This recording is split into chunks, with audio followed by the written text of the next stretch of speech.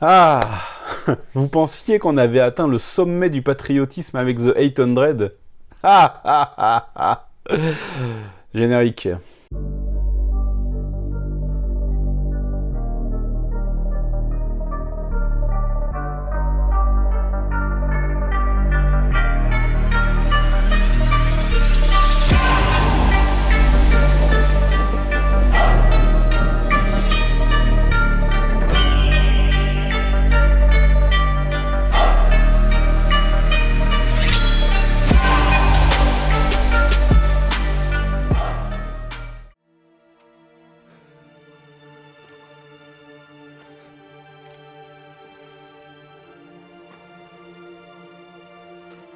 俺当时眼睛被灼伤了，啥也看不清，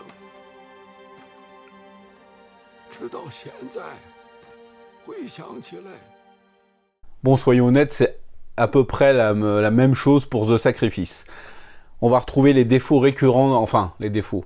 L'identité, je préfère dire, récurrente aux films de guerre chinois récents, c'est-à-dire un patriotisme poussé à 4592%, des scènes qui sont complètement ahurissantes, une gloire aux héros, aux soldats chinois qui est poussée à son paroxysme. Mais après tout, ça fait 20 piges qu'on se bouffe ça dans les films américains, les gros blockbusters, donc je vois pas pourquoi on tirerait trop la gueule face à des films chinois en fait. Alors à savoir que le film a remporté lors de son premier jour d'exploitation 104 millions de yuan, ce que je trouvais quand même un score plutôt confortable, et il est parti pour faire un carton pas possible.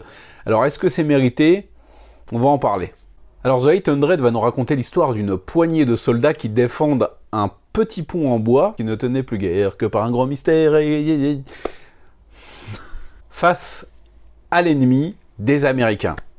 Et voilà, des Américains qui bombardent le pont sans cesse, et les soldats chinois n'ont de cesse de le reconstruire. Et le film, c'est ça pendant 2 heures. Bon alors, j'exagère un peu. Ça nous raconte une bataille sous 3 points de vue. Celui des soldats sur le pont, celui des ennemis, des Américains, et quel autre point de vue? Celui d'autres soldats encore, ceux qui aident à la reconstruction du pont en fait. Alors c'est une structure narrative répétitive qui offre divers points de vue et qui développe les événements au fur et à mesure, si on peut dire. Mais voilà, c'est quelque chose qui m'a un peu surpris dans la construction narrative. Je l'ai trouvé un peu perturbante et un peu redondante, on va pas se mentir. Mais le film a des qualités. On va pas se mentir, le film a des qualités. Alors, déjà, il y a Wu Jing au casting. Alors, ça va être comme Jackie Chan dans Vanguard. Lui, il est là 10 minutes. Il prend son petit chèque et il se casse. C'est pas du tout le héros principal du film. Il est juste là, voilà. On le voit 10-15 minutes, grand max. Allez, 15 minutes, je vais être généreux. Et ça s'arrête là. Alors, le film, comme je l'ai dit, a beaucoup de qualités. Déjà, d'un point de vue technique, c'est très bien photographié. C'est magnifique. Il y a des paysages qui sont vraiment, vraiment très très beaux. On prend son temps pour les admirer. La réalisation est très bien aussi. C'est très très lisible. Ça a beaucoup d'envergure. Ça englobe vraiment tout ce qu'il y a à voir à l'écran, c'est-à-dire de très loin les soldats sur le pont avec les avions qui descendent en rafale. Enfin, non, qui descendent. Enfin, les avions qui descendent, voilà. Et il y a aussi un côté assez gore hein, qui est plutôt surprenant. On a un plan qui va revenir plusieurs fois sur des soldats qui sont sur une mitrailleuse lourde en train d'arroser l'avion dans les airs qui les arrose aussi.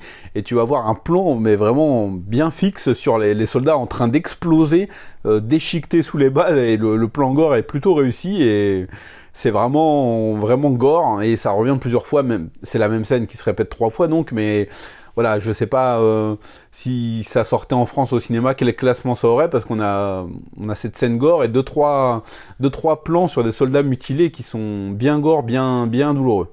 Ah, on a aussi, voilà, je l'ai dit en introduction, le patriotisme, mais voilà, poussé à mort dans The 800, c'était le mec sur le toit qui essayait de redresser le drapeau. Et ben là, on a une putain de scène, mais surréaliste. Vous vous rappelez de Hot Shots 2 ? Vous vous rappelez la scène où Charlie Sheen il est avec sa mitrailleuse et en face t'as un mec qui tire et pendant 30 secondes tu vois le mec qui tire, tu vois Charlie Sheen qui tire, il se tire dessus et sans jamais se toucher.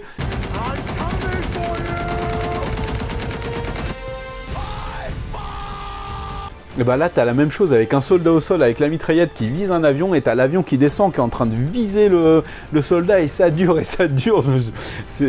Franchement, là, c'est abusé, quoi. C'est vraiment abusé. Et le truc est bien au ralenti, avec chaque balle qui est éjectée du truc, et le mec est en train de gueuler en mode « Viens !» Et le pilote américain en mode « Je vais te niquer ta mère !» Et le soldat « Viens !» C'est n'importe quoi.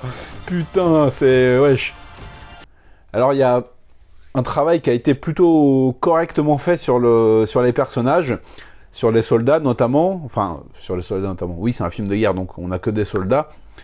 On voit que voilà, t'en as certains qui ont peur, d'autres qui sont un petit peu paralysés, d'autres qui sont en mode je sais que je vais crever donc j'y vais à fond. Ils sont pas hyper développés mais tu en repères certains et tu arrives à t'attacher à certains personnages. Alors, ce qui est assez amusant dans ce film, c'est que tu as une partie du film, donc le deuxième point de vue, qui est vu par les ennemis, donc par les pilotes américains, qui montrent, alors pas forcément comme un monstre assoiffé de sang, mais tu sens que ils ont pas trop creusé non plus. Hein.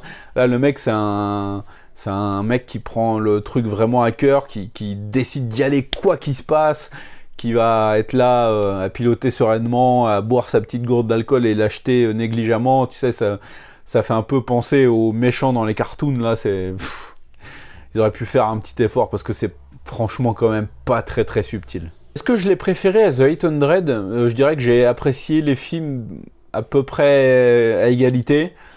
C'est un film de guerre globalement satisfaisant.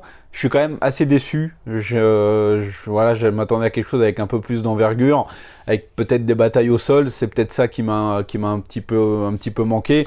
Là, ça va vraiment être, on va vraiment être un peu dans la redondance quand même, avec l'avion qui passe, qui balance des bombes, qui mitraille, qui détruit le pont, les mecs qui reviennent, qui détruisent, qui remontent le pont tout en essayant de tenir leur position.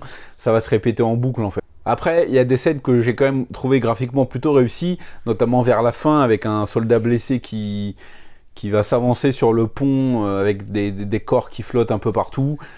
Ça, c'était plutôt sympa, plutôt pas mal. Pareil, on a des scènes qui sont quand même bien réalisées techniquement, avec l'avion qui va descendre, qui va tirer.